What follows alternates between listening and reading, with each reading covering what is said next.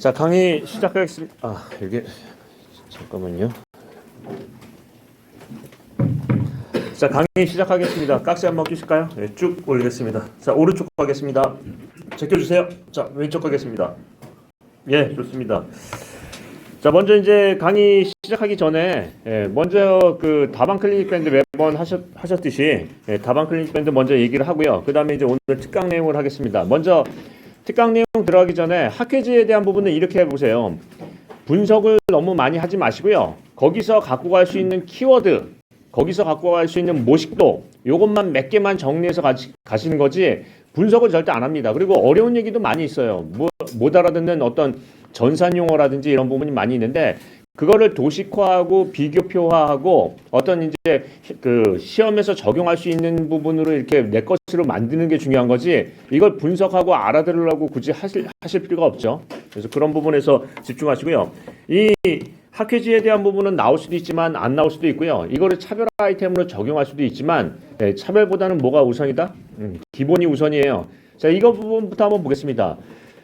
단답형 문제는 용어 정의 수준으로 쓰시면 붙어요. 너무 잘 쓰려고 하지 마세요. 일단은 용어 정의 수준, 그게 이제 시방서에 나온 내용이고 그런 것들을 정리한 거거든요. 그러니까 그렇게 하고 교시당 하나 정도만 전략적으로 좀 페이지 수를 늘려가면서 조금 더 전략적으로 접근하시는 게 좋지 모든 문제를 차별화를 하신다면 그게 분명히 답안이 망가질 거예요. 그러니까 기본에 충실하신다 하는 겁니다. 자, 먼저 저소음 아스팔트 포장 보겠습니다. 제가 이제 이 부분에 대해서 이제 많이 그 다방 클리닉 밴드에서 지적을 한 건데, 자, 저소음 아스팔트의 정의를 먼저 보시면요. 공급률이 얼마요? 20% 정도가 되고 있어요. 자, 20% 정도가 되고 있고요. 여기 이제 뭐 타이어의 펌핑음이나 여러 가지 소음을 공극이 흡수해서 어떤 소음을 저감하는 원리인데, 예를 들면 그 공기압이 그 내부의 공극으로 솟아이 되는 거예요. 공기압이 이게 방출이 원래는 이제 보통 밀립도 포장 같은 경우에는 공기압이 밖으로 방출이 돼서 소리가 나는데 이제 그 공급 내부의 공급률이 많은 그 공급률에 따라서 그 공기압이 솟아이 되는 거예요. 그래서 그런 원리를 이제 하는 거죠. 이제 기본적으로 저소음 포장이나 열섬 저감 포장이나 배수성 포장이나 다 공급률이 큰 포장의 원리는 똑같은데 어디다 기능을 초점을 뒀느냐의 차이점뿐이 없다고 보시면 되겠습니다. 자, 그러면 이제 내용을 보시면 제가 이제 이분 답만 잘 쓰세요. 이분이 좀 영리하신 게 뭐냐면, 이제 제 성함은 얘기를 드릴 수는 없어도, 오전에 지적을 받은 걸 다 고쳐서 올리세요. 그런 것도 하나의 방법이세요. 그러니까 예를 들면, 어쩔 때는 오전에 올려가지고 한번 된통 혼나고요. 어떨 때는 오후에 전략적으로 올려서, 오전에 많이 지적을 받은 걸 한번 고쳐서 올려보세요. 그렇게 해가지고 여러 시간대로 이제 해보시는 것도 좋죠. 자, 그래서 제가 이제 뭐라고 얘기했냐면, 대부분 다 저소음 아스팔트 포장에 소음 저감 원리 이렇게 쓰셨어요. 그래서 제가 뭐라고 자꾸 지적했냐면 여기다 전문 용어를 자꾸 쓰라. 대제목의 키워드, 즉 전문 용어를 자꾸 쓰면은 전문가처럼 보일 수가 있어요. 그러니까 예를 들어서 뭐 한다? 소음 저감 원리라고 하지 말고요. 에어 펌핑음 저감 원리 또는 타이어 가진음 저감 원리 또는 노멸 요철에 대한 가진음 저감 원리 이런 식으로 하면 전문 용어가 대제목에 나오면은 점수를 높게 주거든요. 그리고 실제로 면접 볼 때도 이런 얘기를 해요. 기술사라면 전문 용어를 쓰세요. 이런 얘기를 많이들 지적을 해요. 따라서 대제목에는 어떤 얘기를 쓴다? 그 말의 핵심이 되는 키워드, 즉 전문 용어를 자꾸 넣어주세요. 그러면 같은 얘기를 해도 저소음 아스팔트 포장의 소음 저감 원리가 낫나요? 아니면은 에어 펌핑음 소음 저감 원리가 더 낫나요? 조금 더 전문 용어가 있는 게 낫죠. 그래서 그런 부분을 집중을 해주시고요. 그 다음에 이런 식으로 도식화를 그리면 이 펌핑음에 대한 어떤 원리로 소음이 저감되는지 내용을 구체적으로 써줍니다. 이 그림만 그리면 안 돼요. 서술이 들어가야죠. 그래서 여기 문제 내용을 보시면 다공층 포장의 공극이 소음을 흡수를 해요. 즉 압력을 솟아을 하는 거예요. 그래서 그 음파가 그 압력이 솟아이 되면서 음파가 공극 안으로 흡수가 되는 거예요. 원래 밀립도 포장은 예를 들어서 이게 한번 보겠습니다. 이게 이제 내용을 보시면 이게 노면이 있고 타이어가 있으면 이렇게 요철이 있어서 이렇게 이제 타이어에 공기가 갇힌 공기가 되죠. 근데 밀립도 포장은 이게 파열음이 생기면서 밖으로 방출이 돼요. 근데 여기 이제 공극이 많은 이런 다공질 포장 같은 경우에는 이 공기압이 솟아이 되면서 외부로 소음이 파열음이 방사가 안 되죠. 그러니까 그런 원리를 구체적으로 제대로 써주는 것도 제대로 이해하는지 보여주는 겁니다. 따라서 이 내부 공극이 뭘 하는 거예요? 타이어 공기압을 소산시키는 원리예요. 자, 그래서 그렇게 한다. 근데 이런 식으로 그림만 그려주면 그런 내용이 안 돼 있으니까 설명을 좀 제대로 써달라 하는 거고요. 자, 그 다음에 이 종류와 특징 보시면 이분이 이제 영리하게 계속 지적을 받으니까 그거를 잘 고치셨어요. 이 정도 쓰시면 북구도 남아요. 자, 일단 보겠습니다. 종류와 특징을 보면 단층 저소음 포장이 있고요. 복층 저소음 포장이 있어요. 단층에 대한 부분은 포장 두께가 얇지만 뭐가 문제냐면 이물질에 의한 공급 막힘, 즉 공급률을 크게 하고 단층으로 구성하다 보니까 그게 막히고 내구성의 문제가 커요. 근데 복층 포장은 어떻게 하냐면 상층하고 하층으로 구분한 다음에 상층은 비교적 공급률이 낮아요. 낮으니까 공급 막힘 현상은 적을 거예요. 그리고 하층이 공급률이 커요. 그런 식으로 이제 구성이 되어 있는 거예요. 그래서 이 포장에 대한 분류를 보면 어떻게 한다? 단층 포장과 복층 포장이 있는데 단층 포장은 공급률이 크고 복층 포장은 상배 공급률이 좀 작다 하는 부분이에요. 그래서 내구성 측면에서는 복층이 나요? 단층이 나요? 복층이 낫겠죠. 그래서 그런 부분을 서로 비교를 할 수 있어요. 근데 어떤 소음 저감 효과는 또 뭐가 클까요? 반대로 단층이 클 거예요. 그래서 그런 식으로 비교를 만들 수 있고요. 그 다음에 저소음 아스팔트 포장의 문제점 이런 것도 쓸 때도 가급적이면 키워드를 넣는 버릇을 자꾸 들이시는 게 좋아요. 어떤 문제점인지 전문 용어로 자꾸 넣는 것도 하나의 어떤 답안에 집중하는 모습을 보여주죠. 자, 그렇게 하고요. 그 다음에 아스팔트 포장의 유지관리 방안 하면은 어떤 유지관리 방안인지도 넣어주는 것도 좋아요. 근데 이 정도 쓰시면 일단 붙어요. 기본적으로 원리에 대한 부분을 제대로 쓰셨고요. 그 다음에 종류와 특징 제대로 쓰셨으면 더 이상 뭘 바래요? 이것만 쓰셔도 붙어요. 그래서 기본적으로 이런 것들을 쓰시면 뭐냐면 공법에서는 원리하고요. 분류만 제대로 쓰시면 붙어요.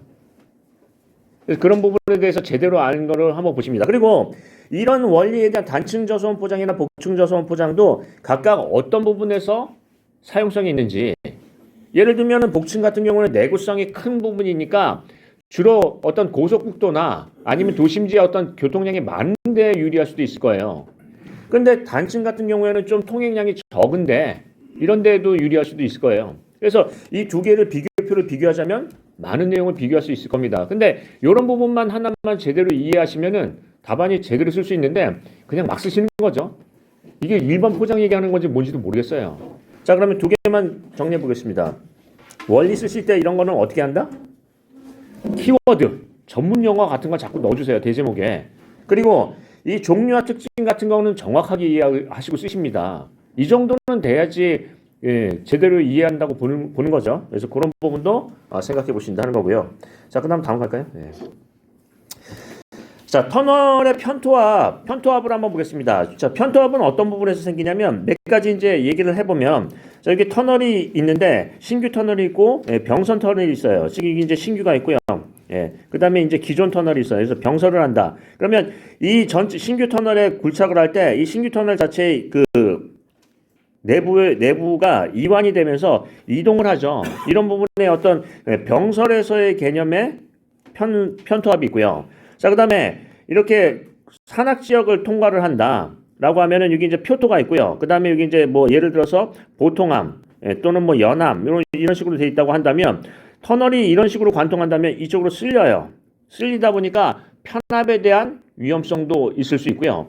자, 그 다음에 갱구부 같은 데 보시면은 갱구부의 어떤 저토피 같은 데 가면 보면은 이 토압이 한쪽에서는 크게 작용하고 한쪽에서는 작게 작용하다 보니까 이쪽으로 토압이 작은 쪽으로 밀린다 하는 거예요. 따라서 편토압에 대한 어떤 유형을 제대로 설명을 해 주시는 게 좋아요. 편토압의 유형. 자, 그러면 편토압에 대한 대책을 먼저 한번 보겠습니다. 대책은 어떤 대책이 있나요? 일단 편토압에 대해서 편토압이 발생하면은 우리 이제 작용력 저항력을 해보면 편토압에 대한 뭐요? 작용력을 어떻게 해요? 감소시킨다? 편토압에 대한 작용력을 감소시킨다 하면 완전히 걷어낸다는 얘기인데 편토압에 대해서 뭐예요? 토압을 균형을 주는 부분이에요. 즉 여기다가 예를 들어서 편토압이 저토피에서 편토압이 생기면은 편토압에 대해서 이렇게 균형을 줘서 양쪽의 토압을 맞추기 위해서 복토를 하는 개념이에요. 그러니까 편토압에 대한 작용력은 뭐예요? 균형을 이루는 부분이에요. 작용력에 균형을 주는 원리가 있고요. 또는요, 편토압의 저항력을 증대시키는 원리예요. 증대. 그래서 증대시키는 거는 내부 보강이나 외부 보강을 해가지고 그런 부분을 얘기를 할 수가 있어요. 그런데 일단은 편토합의 여기서 이제 시험 문제 나오는 걸 보면 편토합의 주요 발생 유형하고 거기에 대한 대책 얘기만 제대로 쓰셔도 일단은 먹고 들어가요. 그게 이제 제일 중요한 거니까. 근데 이런 부분을 한번 보겠습니다. 여러분께서 이제 답안을 쓰실 때 뭘 보냐면 논리적인 구성. 답안의 그 어떤 대제목이 논리적으로 구성이 되어 있나 이런 거를 본다고 했죠. 그럼 저 같으면 이렇게 쓸 거예요. 한번 보겠습니다. 편토합이 생기면은 어떻게 되죠? 편토합에 따른 거동 특성이요. 거동 특성이 어떻게 일어나나요? 예를 들면 거동 특성에 대한 부분을 일반 그 터널 같은 경우에는 거동 특성이 삼지사방에서 압력이 똑같기 때문에 얘가 내공변이가 안으로 수축되는 내공변이를 보여요. 근데 편토합하에서는 어떻게 되냐면 얘가 전체적으로 이렇게 밀린다고 볼 때는 내공변이를 보면 이렇게 삼각형 내공변이를 보면 어떻게 된다? 여기서는 인장이 걸리고 여기서도 인장이 걸리고 여기서는 압축이 걸리는 상태예요. 즉 여기서 내공변이를 측정하면 전부 다 압축인데 편토합하에서는 내공변이가 인장이 걸린다고요. 한 두 군데 이상은 인장이 걸려요. 자, 그러면 편토합에 따른 내공변이의 특성을 이런 식으로 설명해 주고요. 그 다음에 바로 뭘 붙여요? 편토합에 따른 거동 계측이요. 아니 이렇게 거동이 움직임이 이렇게 특성을 보이니까 계측은 이렇게 해야 된다라는 얘기 아니에요. 논리가. 그러면 이런 것들을 논리 구성을 보시면은 맨날 이런 거 하면 물원대형검 이런 것만 쓰지 마시고요. 한번 생각해 보세요. 편토합은 어떻게 걸리나요? 그럼 어떻게 계측해야 되나요? 감시를 해야 되나요? 실은 이런 대제목에 대한 부분을 좀 생각해 보시면 좋은 대제목이 나올 수 있어요. 그러면은 이 편토합에 따른 거동 특성 해가지고 거동이 이렇게 다른 거동을 보이니까 편토합에 따른 거동 계측하면은 논리적이잖아요. 이런 특성을 보이니까 이런 걸 감시해야 된다라는 얘기잖아요. 이 얘기를 제가 아침에 하시는 분한테 그걸 썼어요. 이렇게 쓰면 어떻겠느냐. 논리적으로 쓰면 어떻겠냐. 그 다음에 하나도 안 쓰시더라고요. 그걸 안 보시더라고요. 그러니까 이런 방법도 있어요. 다방 클리닉 밴드에서 아침에 해가지고 혼나는 방법도 있지만 그 오후에 이렇게 쓰시면서 저녁에 쓰시면서 그 아침에 했던 걸 한번 보세요. 어떤 부분을 했나. 그리고 그 부분을 한번 생각해 보세요. 그리고 답안 좀 똑같이 쓰지 마세요. 아침에 올린 거가 정답이 아니고 그렇게 많이 지적을 받는데도 불구하고 그거랑 똑같이 베껴서 쓰시면은 이게 쓰실 필요가 없잖아요. 그래서 그런 부분을 보십니다. 여러분께서 생각하신 답안이 더 좋아요. 여기 쓰신 거 남의 것보다 여러분이 생각하신 답안이 더 창의적이고 더 톡톡 튀어요.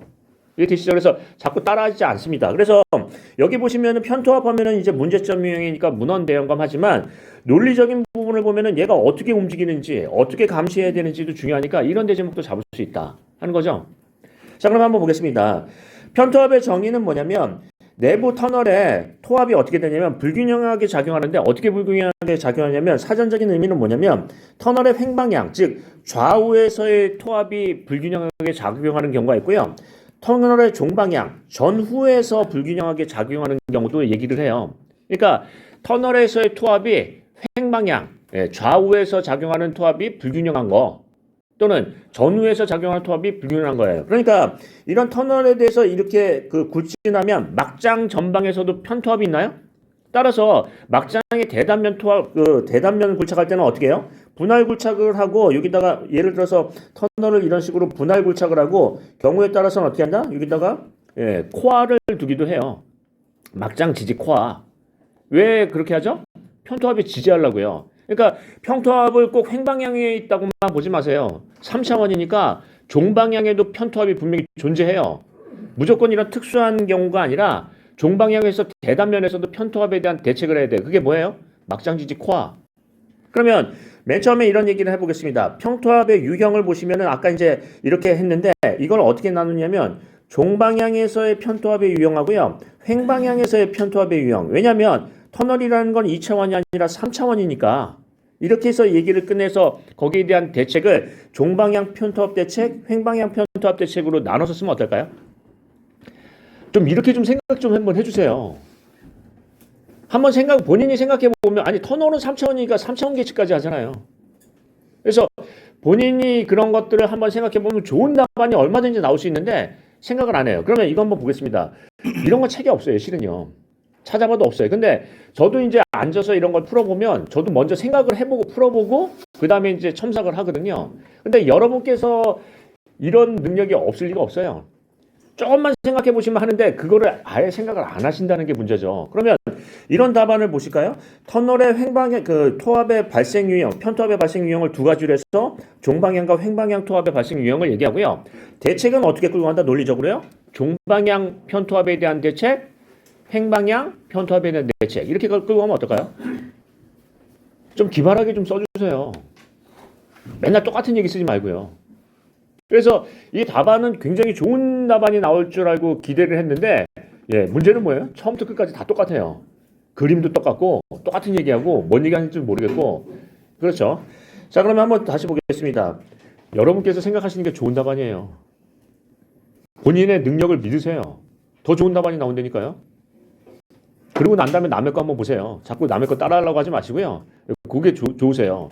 그걸 끄집어내려고 하는 게 이 시험이고요. 창의적인 게 채점 포인트 중에 중요한 포인트 중에 하나라고 얘기했죠. 자, 그런 부분을 계속 보시겠습니다. 자, 그러면 이제 편토합 발생 시 문제점하고 저감 및 보감 대책에서 뭐 자격력 저감보다는 자격력의 균형이겠죠. 자격력을 저감한다는 것보다는 양쪽의 편토, 예를 들어서 갱고부의 편토합이 있으면은 편토합을 균형을 맞추려면은 여기다 복토를 해서 앞성토를 해가지고 균형을 맞추기도 하잖아요. 그래서 편토합에 대해서 어떻게 한다? 자격력을 균형을 맞추는 방법하고요. 저항력을 증대시키는 방법이 있다. 라고 표현할 수 있습니다. 근데 이거를 아까도 얘기했듯이 편토합의 유형을 두 가지를 얘기하면 대책도 유형별 대책 두 가지로 가시는 게 낫겠습니다. 논리적인 접근. 위에서 얘기한 거를 밑에서 대책을 얘기를 해야죠. 그런 부분도 생각을 한번 해보고요. 그래서 이런 거를 자꾸 이제 물어보지 마시고요. 한번 생각해 본 다음에 이런 거 어떻느냐 한번 얘기해 주세요. 이렇게 어떻게 써야 되느냐라고 물어보는 것 자체가 기사다운 접근 방법이죠. 내가 이렇게 한번 해봤는데 어떻느냐고 한번 물어봐 주세요. 그렇게 하다 보면은 좋은 답안이 나올 거예요. 자, 그 다음 갈까요? 자, 스마트 건설 기술.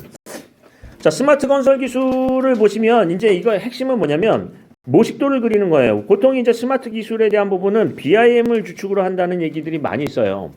BIM을 지축을 해가지고 이제 얘기를 꺼내기도 하는데, 자, 예를 들면은 이렇게 나눠가지고요. 스마트 재료가 있어요. 스마트 재료. 자, 우리 그 순서를 한번 생각해 보세요. 맨 처음에 스마트 재료가 있고 시공하고 유지 관리가 있잖아요. 재료하고 설계, 시공, 유지 관리가 있잖아요. 그 순서대로 한번 가보죠. 스마트 재료에는 뭐가 있나요? 뭐 많이 있잖아요. 우리가 얘기하는 대표적인 게 뭐예요? 스마트 콘크리트. 스마트 재료, 뭐 스마트 콘크리트 같은 거를 자기 치유 콘크리트, 스마트 콘크리트 뭐 이런 계열을 얘기를 꺼내는 거예요. 사자, 자기 치유, 자가 진단, 자율 제어 뭐 이런 걸 얘기를 꺼내는 거예요. 그래서 스마트 재료로 있고요. 그 다음에 스마트 시공이 있어요. 예를 들면 이게 뭐죠? 건설 자동화 같은 거예요. 예. 그리고 뭐 IoT, 이제 예를 들어서 건설 자동화 기술, 그리고 이제 뭐 인터넷 오브 띵스 뭐 이런 것들을 여러 가지 드론을 이용한 기술에서 시공의 단계에서 그렇게 쓰는 게 있죠. 그 다음에 스마트 설계도 있나요?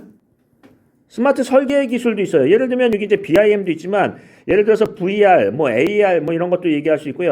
아니면은 가상 건설 뭐 이런 것도 얘기할 수 있고요. 뭐 여러 가지 기법을 얘기할 수 있어요. 그 다음에 스마트 유지 관리도 있나요?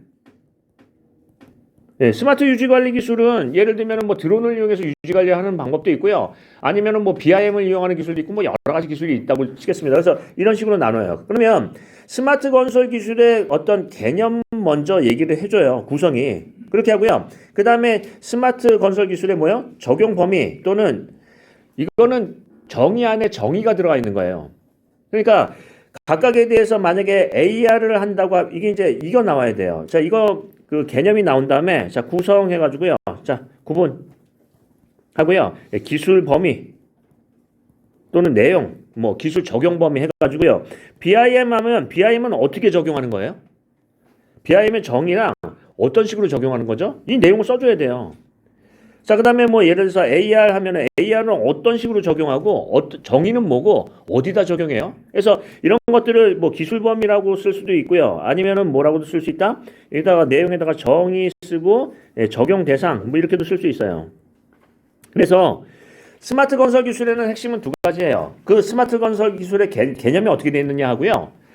이 기술의 범위가 어떻게 되어 있느냐 이게 핵심이에요. 아니 각각의 BIM이 어떤 거고 어떻게 적용하느냐가 핵심 아니에요. 그거 물어보는 거 아니에요. BIM이 정의가 뭐고 어디다 적용하는지 그게 기술 범위에 대한 부분이 나와야 되겠죠. 그래서 이게 보시면 도입 배경 뭐 좋고요. 그 다음에 접목 방안 해가지고 BIM 얘기하면 3차원 기반으로 한다 정의하고요. 접목 방안 이렇게 나와 있는데 이게 실은 핵심이에요. 근데 다들 어떻게 쓰시냐면 BIM하고요 3차원 기술 이렇게 쓰고 말아요. 이게 어디 그 적용 범위나 적용 대상이 어디까지인지를 명확하게 써줘야 돼요. 어디다 쓴다, 뭐에다 쓴다 하는 거예요. 그래서 이 표가 이제 제대로 나와야 되겠죠. 예, 그렇게 하고 그다음에 뭐 활성화 방안 해가지고 이제 뭐 여러 가지 이제 얘기를 꺼냈는데 자 이런 것들도 여러 얘기를 꺼낼 수 있지만 두 개 정도는 해야 돼요. 이게 뭐냐면 개념에 대한 부분하고 그 내용에 대한 부분이요. 전체 전반적인 개념하고 구성하고요. 그다음에 세부적인 내용하고요. 구성과 내용이 들어가야 되겠죠. 그 정도는 나와야 되겠습니다. 그렇게 하고 이제 그 다음에 뭐 예를 들어서 BIM이 중요하다고 하면은 BIM에 대한 부분을 상세하게 밑으로 빼서 BIM 기술을 좀 상세하게 설명하시는 것도 좋아요. 아니면 드론 기술을 뭐 상세하게 설명해도 좋고요. 자 그런 부분 얘기할 수 있겠습니다. 다들 저것만 쓰셨더라고요. 그 붙여드린 자료에 보니까 스마트 건설의 로드맵 그거 하나 있는데 로드맵 엄청 쓰셨더라고요. 로드맵이 중요한 게 아니라 실은 스마트 건설 기술의 범위하고 내용이에요. 어디까지가 스마트 건설 기술이고 어떤 내용이 있느냐가 핵심인데 그 얘기는 없고 도입 배경 뭐 어쩌고저쩌고 하고 다 로드맵만 쓰셨더라고요. 기본에 충실하세요. 이게 중요한 거 아니에요? 이게 어떤 개념이고 어떤 구성을 갖고 있고 어떤 내용이 있는지 자 그런 부분을 보시고요. 자 마지막 하겠습니다. 이 광촉매 기술은 이게 이제 굉장히 중요해요. 이게 왜 튀어나왔냐면 요즘에 이슈가 되냐면 미세먼지 때문에 그래요. 미세먼지. 이게 실은 여러분께서 이제 모르는 부분도 있지만 이게 실은 벌써 쓰고 있어요. 이전부터 쓰고 있어요. 그게 뭐냐면 여러분 먼지 안 끼는 안경, 먼지 안 끼는 어떤 그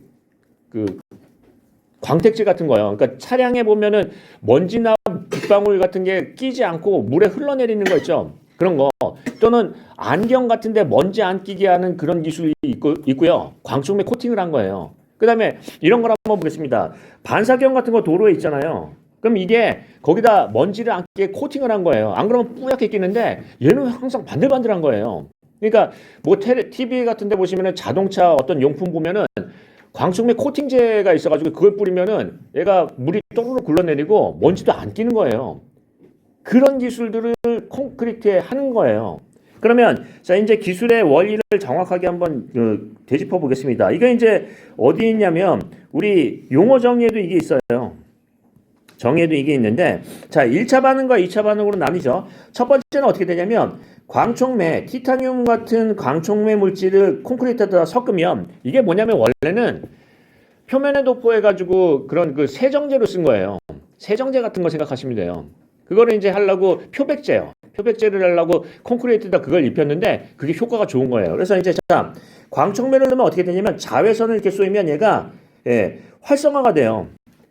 자외선을 쏘면은 여기 이제 음이온이 나오거든요.